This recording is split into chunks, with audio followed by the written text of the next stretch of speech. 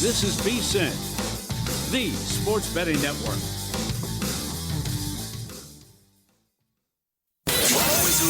Follow the money. That's what I always say. You always follow the money. Yeah. This is Follow the Money with Mitch Moss and Pauly Howard on VSiN. Here we go. It is Follow the Money on VSiN, the sports betting network. Mitch Moss along with Pauly Howard. We're live in downtown Las Vegas from the Circa Resort and Casino. Thanks for watching the program today on YouTube TV, listening on Sirius XM Channel 158, or any of our outstanding affiliates that we have across the country. Today on the show, Steve Wyss on the program, best bets in soccer. Sal Pal makes his return today in 1 hour, Wednesdays with Vito Sun there. Mike Palm in studio in 90 minutes, and Matt Human's best bets in college football and the NFL. Pauly will begin with a little Major League Baseball right now, as the Guardians now have opened it up in the bottom of the eighth.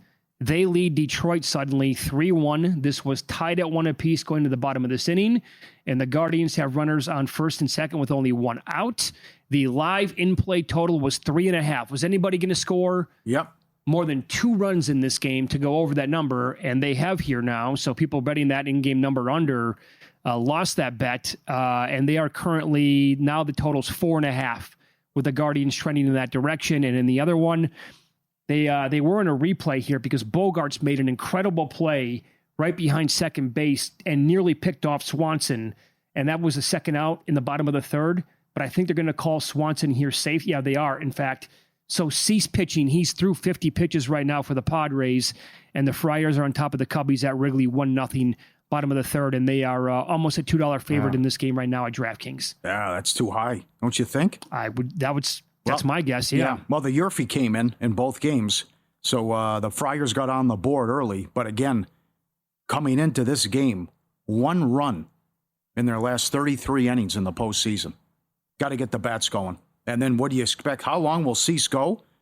And can he hold the lead? 1-9 this year on the road, with an ERA of almost 6. Why was he throwing? Right? Season on the line, Darvish, King, hello? No, we're going with Cease. That bad on the road. They have the numbers. Well, here's my thought for the in-play numbers that we have. I don't know. I don't have any idea why, are they going to go with one of those other 2 guys? Would they make it Cease? Cease is going to have to go at some point, I guess. But have you noticed, by the way, how difficult it is in these 2 early starts with the shadows when they're creeping in? Oh, yeah. How do you possibly pick up the ball? Look right now, watching this game live in Cleveland, that's nearly impossible to pick up if you're a batter, and also for the guys playing infield as well. And the shadows are already creeping in right now at Wrigley. So anything to go with the under, and look at that. That's already dropped down to where it was to begin this game, and now they're in the fourth. It's at 4.5. And you can still grab some plus money at 113, under 4.5 in that game between the Cubs and Padres. I'm kind of expecting here nothing to happen in this game. And it's playoff baseball. We saw that in 3 out of the 4 games yesterday. That's right. And that's going on right now in the Cleveland Tigers game as well. Yeah, other than the Dodger game, first 5 unders, everything low scoring, and squeaky bum time, no doubt. But can you get 5 strong or 6 strong out of Cease? That's the question. The other thing is Machado James Harden? Well, I'll tell you this. I'll tell you this. It's like Don Rickles. I'll tell you this. 25 games, playoffs with the Padres. He's hitting .216. I was watching this game in the book right before the show started. The leadoff batter, the 9 batter for the Padres, got on with a double to begin the third. So you have 1, 2, and 3 coming up. Tatis swinging at the first pitch, and it was not a great pitch. He fouled out. Arise did not have a good at-bat, and Machado, I almost laughed out loud at that. So you have 1, 2, and 3, runner on second, nobody out, and it was comical how bad they looked. You're better than this, man. You're making millions of dollars, and you can't play like this when you're at the plate in October. Mm-hmm. You got to have better at-bats than that. Yep. And you can't count on them to give you a ton of runs. No. I mean, we pointed out the record against playoff teams, 10 games under, and the minus 50 run differential, and the issues they've had in the postseason with the offense. And that happened certainly in game 1. So now season on the line. Let's see if they can deliver. But the other thing, there was a good write-up today.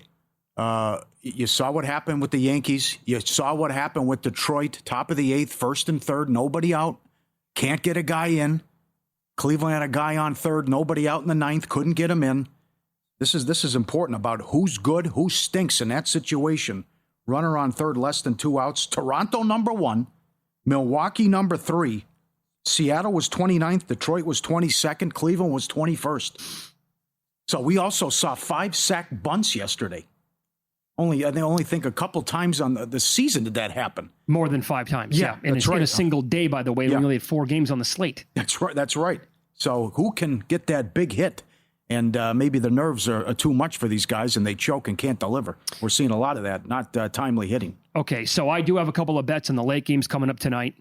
Do or die here for the Yankees. Is it also the same thing for Aaron Boone? Like, is this it for him? Well, you would think, but I think he's with Cashman. And so that do I. he's set. I mean, Yankee fans are furious. It's ridiculous how what he does with the lineup and the bullpen. How do you take a guy out in that situation where he's not even in trouble? He's at 102 pitches, Pauly. He gets the first guy out, then he goes to the pen, and your pen was atrocious in September, and Weaver blows up and the lead's gone just like that. Yeah, that led me to one of my bets that I have in this game, and it involves Carlos Rodon. First of all, some of the numbers here. How about this? The Sox are perfect 5-0 in potential series clinchers under Alex Cora. That goes back to 2018.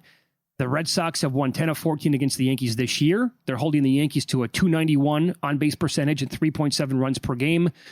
The Pinstripers, and there's another home run by the Guardians. Oh, man. Is that a 3-run shot? Yeah. Oh, what a sick beat. So it's 6-1 now. There you go. It was tied. It was 1-1 in the bottom of the 8th. Well, which beat are you talking about? Just the game total? The total, the in play, all of it, yeah. Oh, man. Bo Naylor, 3-run ding-dong the way it looks. What was he to go deep? Yeah, sorry, pal. Oh, man. All right, so the Pinstripers average 5.4 runs per game in all of their other matchups. Rodon allowed 2 runs or fewer in 9 of his final 10 starts this year. He was 7-2 with a 2.52 ERA. Did not go well overall in 3 starts against Boston. 1-2, 5.74 ERA. But there is a lot to like, I believe, today with Carlos Rodon. And that is the fact that he has changed who he is as a pitcher this season. And first of all, he has the second lowest batting average allowed among qualifiers this entire year. Yamamoto for the Dodgers allowed a batting average to opposing hitters of 183. Rodon's final numbers in the regular season, 188, second best. And the lowest opponent's average at home in a season last 50 years, he's in the top 5, tied with another pitcher. But Rodon allowed a batting average of 154 at Yankee Stadium this year. His last 10 starts, 60-plus innings, a 2.52 ERA, and an average allowed of 192. He's throwing his sinker a lot more, specifically to lefties, and his ground ball rate has increased by 9.4%. That's one of the highest increases in baseball over the entire year. He reintroduced the sinker this year. For example, last year, he did not throw his sinker to lefties. This year, 31.3% of the time. And these numbers, when you look overall at what he is doing, inducing the ground ball, compared to when he had a 67% fly ball and air ball rate in 2023 and 2024, allowing a ton of home runs, I think you factor in how he's trending, the fact that he's not a K guy anymore. He was averaging more than 10 Ks per 9 before he changed this, and now it's down to like 7 per 9. And you tie in what Aaron Boone did last night early on, or not early, but when he yanked Max Fried, and he's been feeling the heat ever since. I bet over 15.5 outs tonight on Rodon because of everything that he's been doing here lately, his current form, and also how the hell, I get it. Someone could come back and say, well, Mitch, it's winner take all here, right? Or I should say, it's if they lose, they're done for the season. So this is their season on the line, and it's going to be all hands on deck. I disagree with that. Can't trust any of those guys. I think you're exactly right. If Rodon is pitching well tonight, I have to get 1 out in the 6th inning. And how does Boone possibly go to the bullpen early? I felt bad for Fried. I felt bad for the fans. To throw a game like that and they immediately blow the lead in 3 hitters, oh, that's tough to take. But Crochet was Superman as well. They kept showing Boone or Fried in the dugout. I'm like, oh, the poor guy. But the other thing is, you collect the jerseys here, you go home. That's a tough offseason. They had a great close. They won 94 games. They won 11 of their last 12. Boston is 9-1 against the Yankees in the last 10 playoff games. They took them out in 04, 18, and 21. They're 5-0 with clinchers under Cora. And I'm not there with Bale, though, which I guess if he goes 5 or 6 and gives up 3 earned runs, you'd take it. But that's what he's been doing going back. He's allowed 3 earned runs or fewer in 26 of the 29 starts. Judge has bad numbers against him, 2 and 21. I was wrong on him yesterday. He had 2 base hits. But 5 innings, 2 earned, 4 innings, 3 earned, 5 innings, 4 earned, 6 innings, 3 earned. Let's see if the Yankees get to him tonight. And I do expect Yamamoto to go long. I mean, how good has this guy been? Which it's the same thing for Roberts. What? That got interesting. That was 10-2 in the 8th. They have 6 relievers who have an ERA of 5 or higher in September, and their bullpen ERA is 26th in the league in September. It's the same thing with the Dodgers. This bullpen's going to get them at some point again. Yeah, plus Yamamoto, there was a great breakdown that I read today on his career numbers in big games, like in the playoffs when he was over in Japan. The guy's absolutely incredible. He'll go 9 innings a lot of times. Well, he did when he was in Japan and strike out like 12 guys. So he was Mr. Reliable over there when he was pitching before he came over here. And last year, by the way, in the World Series against the Yankees, he was great. And also, they're getting Littell tonight, who allowed 36 home runs on the year. Oh, boy. Second most in Major League Baseball. I know, it was home run derby last night, and now it's Littell. Not good. I'm on Dodgers. I split a unit here. First 5, team total over 2.5. Full game team total over 4.5, minus 120. Uh-huh. They're going to keep scoring, I think. Any Ohtani props? No, I just went with the team props in there tonight. Okay. All right. You? I bet Ohtani over props on total basis. I think you should go over 1.5 tonight. We're rolling 40% off football season special. Follow the money promo code FTM. Access to everything we do across every sport through the Super Bowl, every best bet, every host, every guest. The DraftKings and Circa betting splits updated every 5 minutes. Lock it in. 40% off code FTM. At DraftKings, well, a team hit 5 home runs in a game last night. Cash 16-1. Hello, Dodgers. There you go. Look ahead numbers. Week 6 National Football League up next. We have a London game, a Monday Night Football doubleheader, and this game better be a good one in the afternoon window.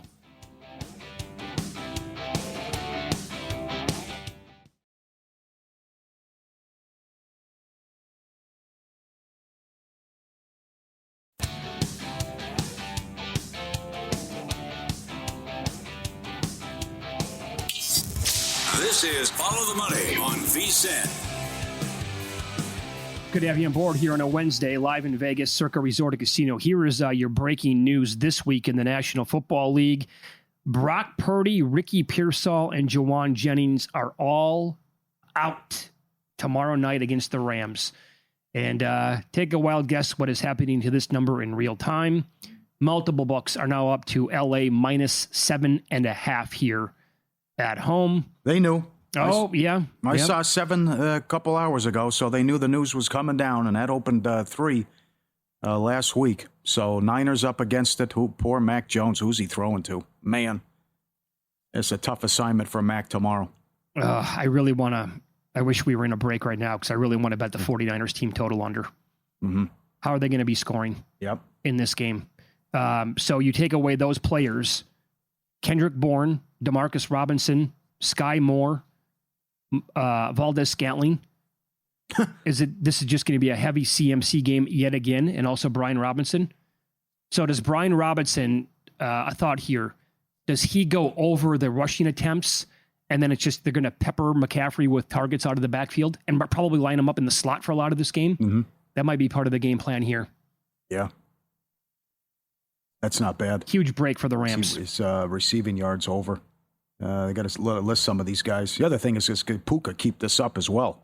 He's 96.5. I know what he's doing every single week. Incredible. Good job by Tony Rizzo as well with the news today. As Gabriel's the starter, Flacco the backup, and Sanders wouldn't talk. Well, he was miming. He wouldn't answer the questions with the Cleveland media today. What a circus. Would you think that Minnesota now suddenly becomes a little popular in Survivor? I don't know about that. Dylan Gabriel against Brian Flores, first game ever over in London, and the Vikings have been overseas 2 weeks in a row. Can he be an upgrade? God, no. No? As a rookie against Brian Flores, I think it's going to be a disaster for that guy. Okay, it's going to be a different offense. It's going to be quick, everything fast, get rid of it, short, and he can move, unlike Flacco. And I already had people reach out saying get on his rushing props over. Yeah, sure. In that game. So tough assignment for the kid.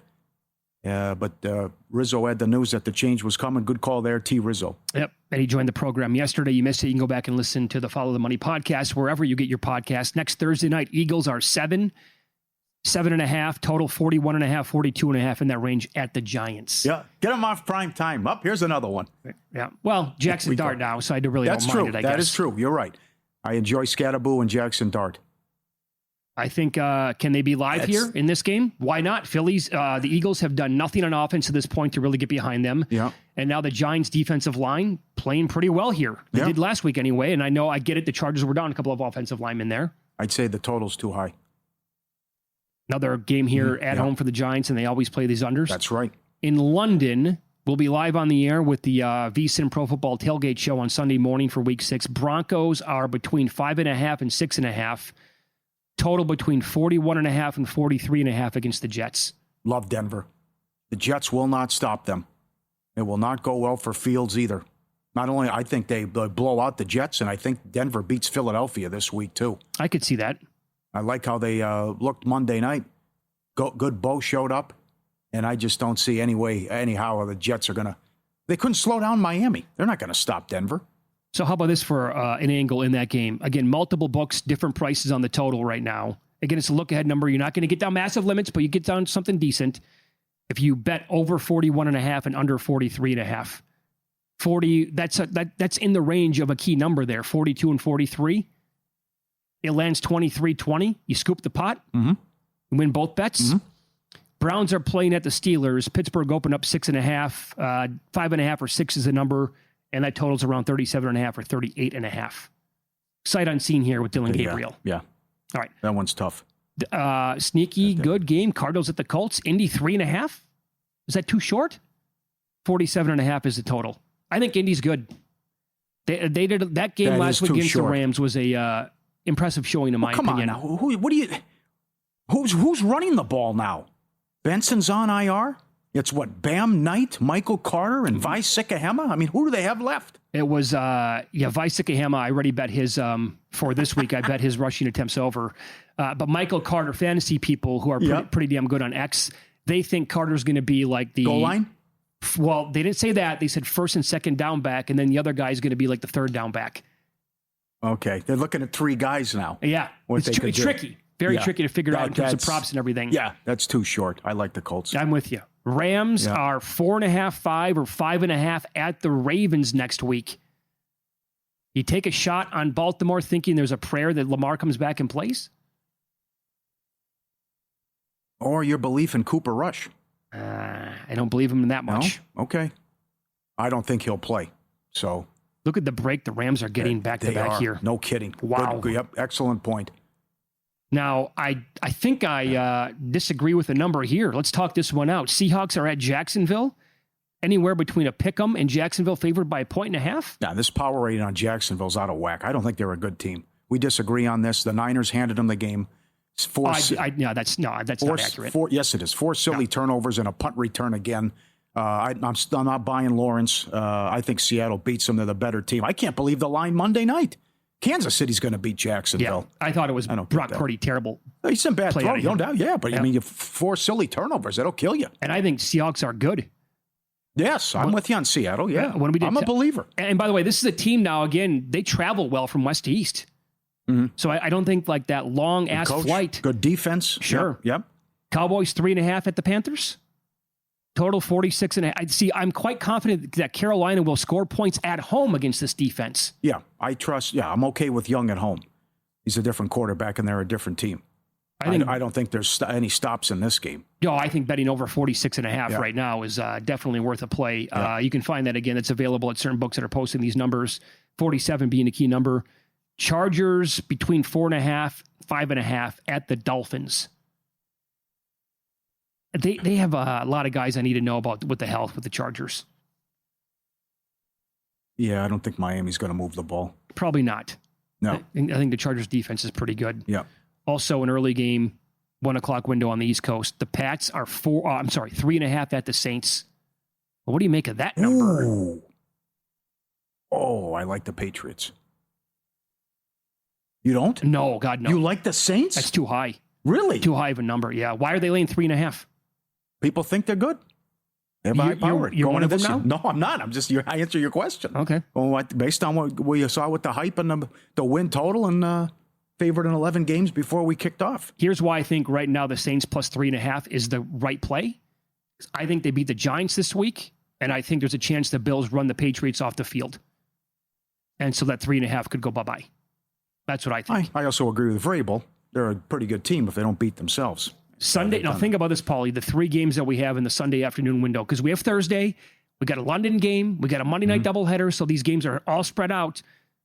Titans, Raiders, Bengals, Packers, the 49ers game at the Buccaneers. That's in Tampa, late game. That better save the afternoon. Oh, no. Because you have a potential here to have a horror show going on for 3 hours that day. Oh, boy. I thought Sunday night was a fluke. This is not going to go well for Browning and the Cincinnati offensive line. With here comes Parsons and all the pressure. Agreed. Oh, no. Micah Parsons was PFF's highest graded player at any position this past week. And they gave up 40 points to Dallas. Yeah. So they thought he played exceedingly well. But the Niners at the Buccaneers, Tampa Bay. Who knows? Who knows, right? Yeah, exactly right. Okay. Raiders are 6.5 to the Titans. I got a lot of questions. Who's fired? Who's benched? All that. Health? Who knows? Right. How about the Sunday night game? Well, I think the Raiders, by the way, have a chance to really put it on the Titans You if do? they want to. Okay. But the O-line scares me. Right. Lions, Chiefs, is that any good? That's going to save the day. That's great. Chiefs 1.5. All right. And then we're on the air with the pregame, looking forward to the doubleheader. It's for a 4:15 and a 5:15 again Pacific. Bills 5.5 in Atlanta. This was 4. Then you got the Daniels news today. He's okay. Washington 5.5 against the Bears. That's too low. They won't stop Daniels. Washington's going to win and cover. Are the Commanders going to slow down the Bears? Yes, they'll contain them. Yeah. Think so? Yes. Yeah. Let's touch on that Sunday night game for another second here. Yeah. Any strong opinion on that number? It's Mahomes at home. Yes. 1.5 is the spot right now. Lions playing out of their minds. They beat them there a couple years ago in week 1 to begin the season. You think Detroit should be favored? I don't think so. Oh, okay. I think the Chiefs are maybe right. a play there. Yeah. That's an unbelievable game. The Bills-Atlanta game's interesting. Well, how is that especially if you think the Bills put it on New England. Or let's just say they win by double digits. Yeah, right? What sure. Atlanta team am I going to get? And they have completely ruled out going to Cousins, by the way. Well, Penix picked it up last week. Yeah, but you also played much better. Yeah, he was. But you could trade the guy, too. Because there's a lot of teams that need a quarterback and a lot of teams that have injuries. They could do that as well. And apparently they don't want to do that either. So they got to pick a street here. I wonder what they could get for him if they put him out there. They get something nice in return, yeah. Like a 4th-round pick or something like that? Yeah. I wouldn't mind if I'm stuck here. Some of the other options that are out there. Up next, we'll get Best Bets in Soccer. Steve Wyss is going to join the program. It's Follow the Money on VSiN, the Sports Betting Network.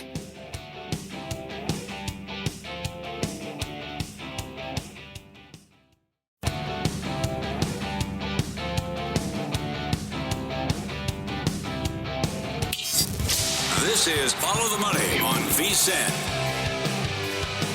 It's good to have you on board. We'll talk best bets in soccer right now as the meat man, Steve Wyss, joins the program now. He's on the Progressive Guest Line with Because We Win and the Nordic Football Podcast as well. Good afternoon, Steve. Thanks for the time today. You know what? Let's begin with this match right now. Maybe a live bet to make Champions League as Man City is up on Monaco. What is this? 2-1? 2-1 right now, 72nd minute that we're coming up on. Anything here that caught your eye? Well, yeah, I mean, pre-game I was on over 3.5 goals, and at half-time I took over 4.5. And there's been chances at the start of this in the first 20 minutes of the half, so I'm surprised there's not been another goal. I think there will be at least one more goal, hopefully 2 more. Certainly think you could look at betting on over 3.5 goals now in that game, and also Barcelona, PSG, get on the over 2.5. The last 15 home games for PSG, Barcelona in Europe have all gone over 2.5. So at the minute, that trend's going to end. Condolences last week. You were on fire. A 9-0-1 run. You took 2 vicious beats on some totals. Again, the shenanigans in this sport where they just make it up as they go, where they play like 7-8 minutes of added time. One of them was the Arsenal match where you want to come back with Arsenal under. Total 2.5. Take it away. Or there's 3s out there. Sorry. Yeah, listen, I think that bet should definitely have cashed last week. Arsenal, the under at Newcastle, but it is what it is. You've got to take some blows in this sport sometimes and come back again. So I'm going to go the under the goal total once more, this time under 3 Asian goals. And this is actually mostly a West Ham angle. West Ham have just changed their manager, Nuno Espirito Santo, the former Nottingham Forest boss. We were on their unders all last season, Nottingham Forest, because of the manager. So he's rocked up here now. I actually watched West Ham with my own eyes on Monday night at Everton. and it was a much improved defensive performance from them. They restricted Everton to 1 goal and an expected goals of less than 1. So already the new manager, I think, has made an impact. He's going to come to Arsenal and, in British slang terms, going to park about 10 double-decker buses. He's going to try and get the 0-0 draw and get out of there with a point. And Arsenal have the best defence in Europe. Brilliant metrics, but they don't always blow teams away. So, even tonight, I think they're still only 1-0 up against Olympiacos. They might have scored again. I don't know yet. I've not checked that score. But you're looking at 1-0, 2-0 Arsenal, at very worst, probably 3-0. So take the under 3 Asian total at -105. Looks a really high goal line. Very good. I can't wait for this match, Chelsea and Liverpool. And you like a side here with Chelsea. Talk us through this one, please. Do you know, I think Liverpool are vulnerable right now. They've been riding their luck all season. And finally, it looks like that luck's ended because, they deservedly lost at Palace last week. The annoying thing about that underbet was Liverpool didn't deserve to equalise when they did. Palace certainly deserved the win, though. And then they've gone and lost in Turkey yesterday in the Champions League at Galatasaray. They're the clear favourite here away at Chelsea, a venue, a stadium they've not won in their last 4 games. These two teams don't like each other. There's been a long rivalry now for 20 years, really. So this is a huge game, I think, for both teams. Chelsea have lost their last 2 in the Premier League as well, but did get a morale-boosting win in the Champions League last night, 1-0. I think we're going to get a tight game, probably quite a lot of fouls. And ultimately, I think Chelsea draw no bet is the value at +110. Liverpool are only 7th in the expected points table this season. That is how lucky they've been. We know they've got a lot of great individual players who can bail them out of trouble, but something isn't right with Liverpool. They need the international to come very, very quickly, and I think they're vulnerable. Chelsea, I think at worst, can get a draw in this fixture. So let's get them +110 on the draw no bet handicap line. Okay. Let's get them, meat man. Is this more a play against Burnley, or did Aston Villa finally find something with their offense? Villa, Burnley on Sunday morning. I think both, Pauly, actually, because, Burnley away from home, they've conceded 11 goals in 3 matches. So that's terrible. And we know that newly promoted teams struggle in this league. And I'm not seeing anything from Burnley that suggests they're going to avoid relegation this season. So there's certainly that aspect. But Villa have improved. And I often talk on this show about how it's a sort of a disadvantage to play in midweek and then play at the weekend. But this is a rare instance where the more Aston Villa are playing in terms of games, the better they're getting. It's like they needed the reps on the field. They played in Europa League last Thursday and won against Bologna. They're playing tomorrow night away in Feyenoord, which is in the Netherlands. That's a tough away game, actually. But I think it will do them some good to actually get the minutes on the field. And they're getting better the more games they play. So Aston Villa -1 Asian handicap. You've got to ask yourself this question. If this match was the first game of the season, the handicap's probably -1.5. So suddenly everyone's got really downbeat on Villa, and you're getting line handicap value. Impressive performance against Fulham last week, 3-1. The offense finally fired again. It was about time, and they just should have way too much for Burnley. -1 Asian handicap here, nearly even money. They, at very least, Aston Villa should win the game by 1 goal, but I'm thinking a comfortable 2 or 3 goal success. Follow the money, Pauly and Mitch Wiess in the Sports Betting Network. The Meat Man, our guest, Steve Wyss, at Meat Man Soccer on X. Cleveland beats Detroit 6-1. 1-0 Padres, top of the 5th. How about another under? I'm with you here. Everton and Crystal Palace Sunday in the Prem. Crystal Palace should have had that under 1-0 late last week. Walk us through this one with the total with Everton. Well, yes, as I say, on Monday, I was at Everton against West Ham. It was a 1-1 draw. It was a horrible game. And Everton were very, very poor, it must be said. They didn't offer much of a threat. We know that they are good defensively. They've only conceded 1 goal at home this season. And they're facing another really good defence here, Crystal Palace. A very mean-looking defence indeed. 1 away goal conceded. And I think both teams will just cancel each other out. The 0-0 detector is definitely in operation here. Yes. I don't think there's going to be much action.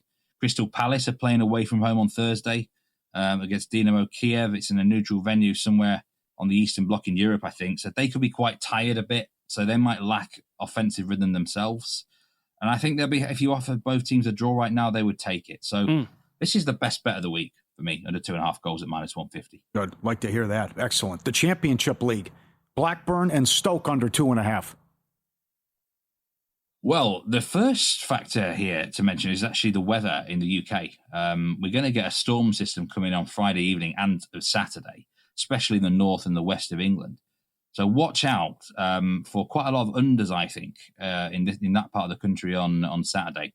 And Blackburn's right in the heart of it, right where the gusts are going to be 65 mile an hour potentially.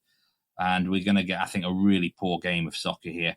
And the underlying stats sort of back it up. Stoke City, one of the best defences in the Championship this season. They're actually second in the league. This is a team that's underachieved for many, many years, but they finally got a decent manager at the helm who might give them a chance to finish in the top 6 this season. Blackburn have lost every single home game. Okay. They've only scored 2 goals at home. And, both sides actually do generally lack goals, especially Blackburn. I think Stoke might just sneak this, 1-0 or something. But in these sort of weather conditions, with these types of players sort of in operation on the field, then under 2.5 total has to make sense at -150. And look out for quite a few unders maybe in that part of the English region on Saturday. Okay, very good. I already bet this. Should I get off it? You had, I think, 4 straight winners on Luton over.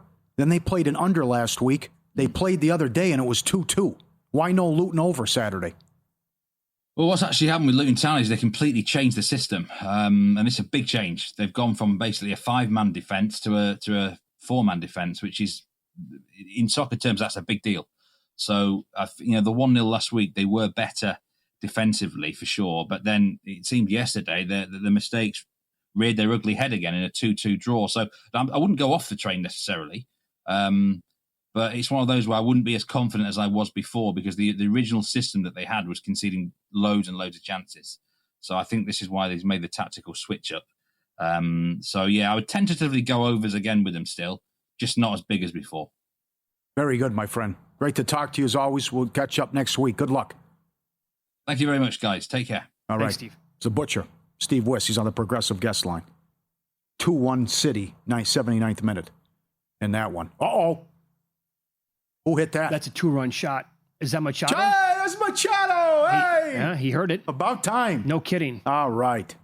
Pounding his chest. They pulled Cease, by the way. Can you believe this? 3 2/3. He gave up like a double, I believe, and they said, "Get him out." Well, what's the point? I don't get it. 5K, Paul. 3 hits, no runs, 1 walk, 5 Ks. Get him out of the game. I know. So I know. he stayed under like everything. I know. Yeah. Well, that's the point. Why not start Imanaga? They went with the opener where Kittredge gave up a run. I know, right? Why not just start the guy? Boy, that's puzzling, man. I don't, yeah. Well, that's big, though. Machado goes, so it's 3 rip now as well. They needed that, big time. G-Bank built with sports bettors in mind. Right now, you earn a $50 cashback reward bonus once you're approved and your account's open with a G-Bank Visa signature card. Most credit card, street sports books, and gaming transactions and cash advances. Even when it's your own money, G-Bank treats them as regular purchases. No cash advance fees. You save up to 3 to 5% every deposit. 1% cash back on all eligible sports books and gaming transactions. 2% cash back on everything else you buy. Apply now. VEASAN.com/GBank. Paul's going to recap what happened last night. Win some, lose some. I'll tell you this. If you were holding the Fever +7.5 or +8, don't. You were begging for this to happen at the end of the game. We'll kick around the moose sighting that took place last night in Las Vegas. We'll explain it next here on VEASAN.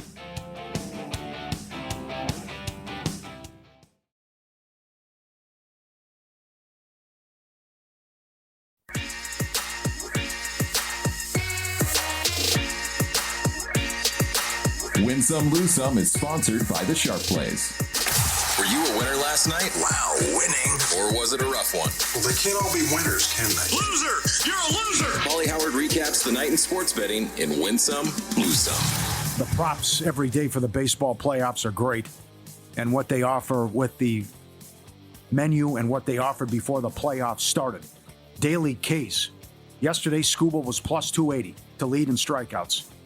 Most runs, Dodgers +450. Highest scoring game, Dodgers-Reds, 6-1.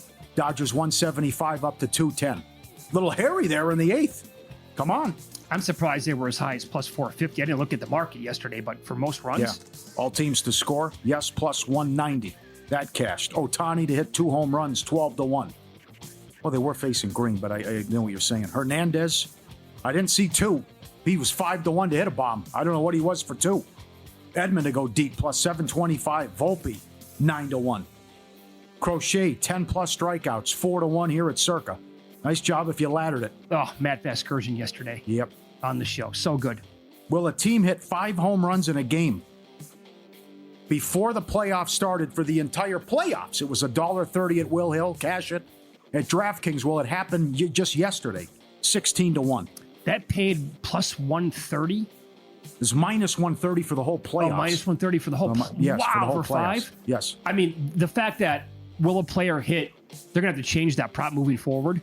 Will one player hit 2 home runs? Oh, you're right. Was minus 1,000. They're going to have to make it probably like 2.5 or 3.5 players and just make it like a flat pick 'em. Yeah. Or else just put up like half, 1.5, 2.5. They would stagger it, you know? Yep. Naylor goes deep today, plus 625. Valera, plus 750.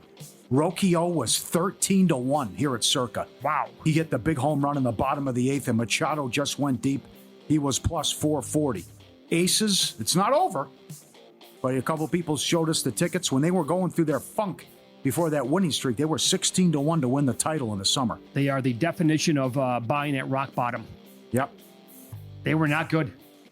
And here we are, playing for another title. Subscribe, be part of the team, vsin.com, our radio and podcast friends. You always want to see these tweets and videos. At Pauly Does Vegas on Instagram. Send them in, we'll put you on. Thanks to everyone who sends these in on a regular basis. Got a little puppy social club here, right? Everyone hanging. That is a big backyard. Good. Looks like a good daycare, too. Look at how big that is. All the trees, and it's fenced off, and everyone hanging out. We're going. That's the dream, right? Peekaboo behind the tree.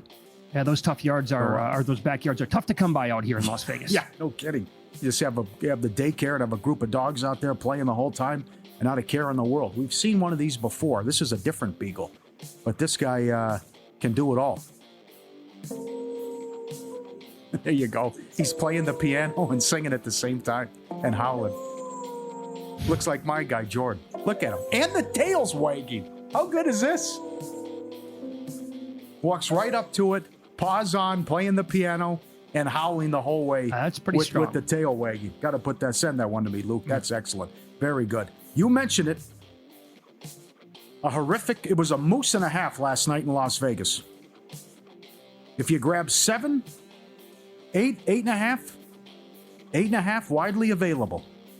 You never want the dog in overtime. Game 5, winner go home.